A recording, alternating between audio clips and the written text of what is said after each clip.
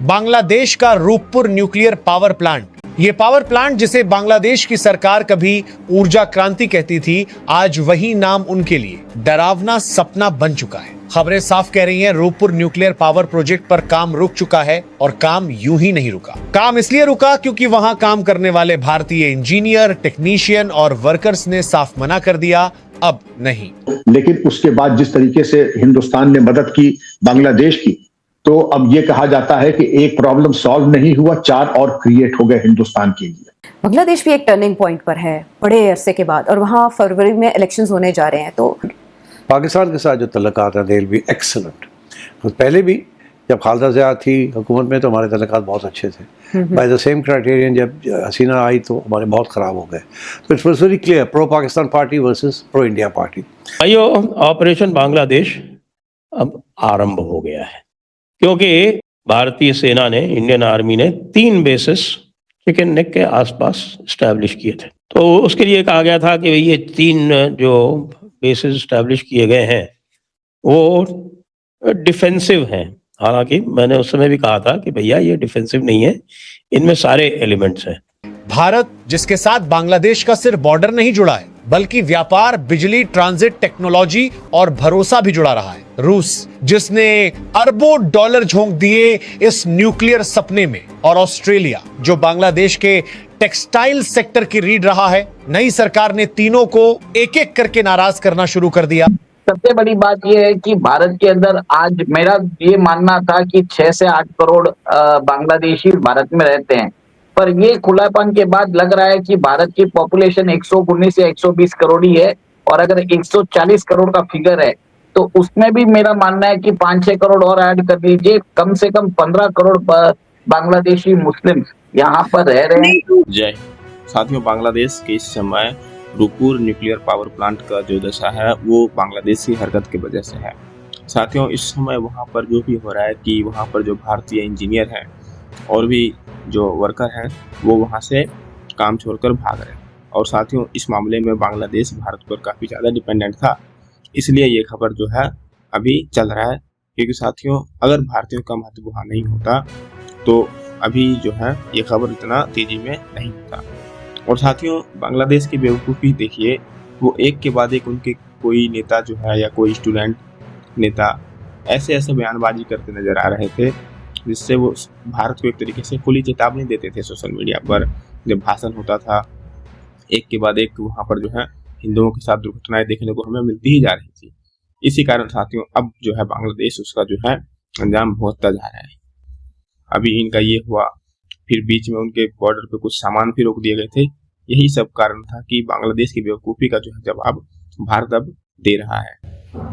और आपने जो क्वेश्चन उठाया कि क्या हमने जो उनके हाई कमिश्नर को तलब किया बुधवार के दिन, तो 20 मिनट की मीटिंग हुई और 20 मिनट की मीटिंग में उनको ये बताया गया कि जिस तरीके से हमारे हाई कमिश्नर के ऊपर आक्रमण हो रहा है, हमले हो रहे हैं, और सिर्फ ढाका में ही नहीं, सिलहट, राजशाही, खुलना, चाटगांव, हर जगह जहां पर हमले हो रहे हैं, तो इसके पीछे बांग्लादेश भी एक तरीके से एक बैटल ग्राउंड हो रहा है कई फोर्सेस का।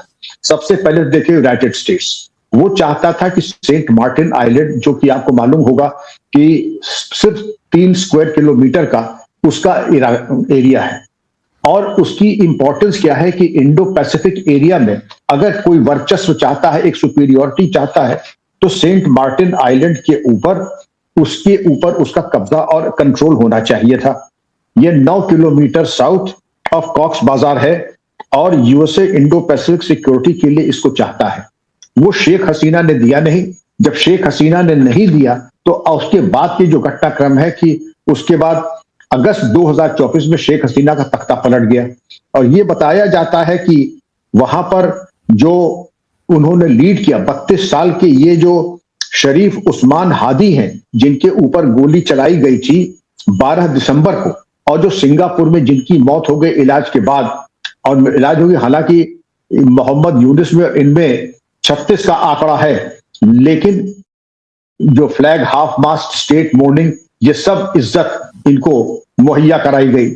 अब ये तो उनकी मजबूरी थी क्योंकि इतने लोकप्रिय थे, और जुलाई ओकिया करके जो भीड़ थी वो इंडियन हाई कमीशन के ऊपर हमला करने लगी, क्योंकि ये कहा जाता था कि शायद हमला करने वाला ये जो है ये इसको हिंदुस्तान ने कराया है।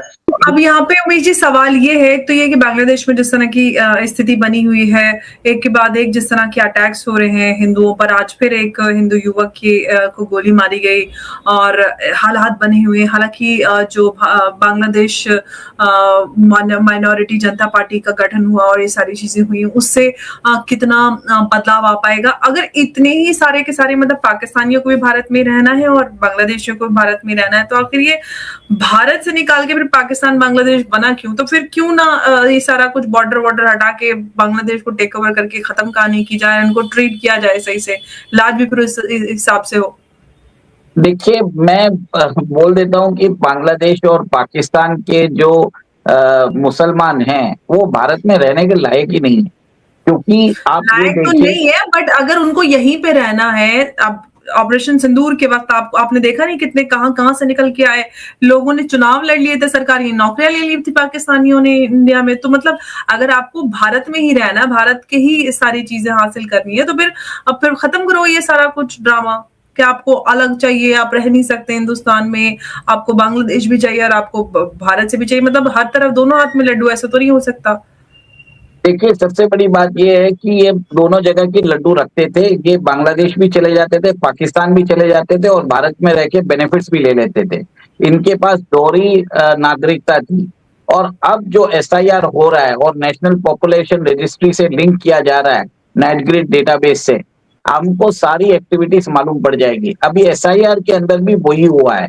एसआईआर के अंदर हमने ये भी देखा है कि कितने राज्यों में, जैसे यूपी जैसे राज्य है, वहां पे 2,91,00,000 वोटर्स जो है उनको निलंबित कर दिया गया था इलेक्टोरल रोल प्रोसेस से। तो ये दर्शाता है कि भारत के अंदर एक तरह से कंसोलिडेशन चेक करने की जरूरत है, चेक्स एंड बैलेंसेस करने की जरूरत है। साथियों, अभी भी बांग्लादेश में पूरी तरीके से जो है मामला अभी कंट्रोल में नहीं है। अभी भी वहां पर हिंदुओं के जो है साथ बुरा बर्ताव किया जा रहा है।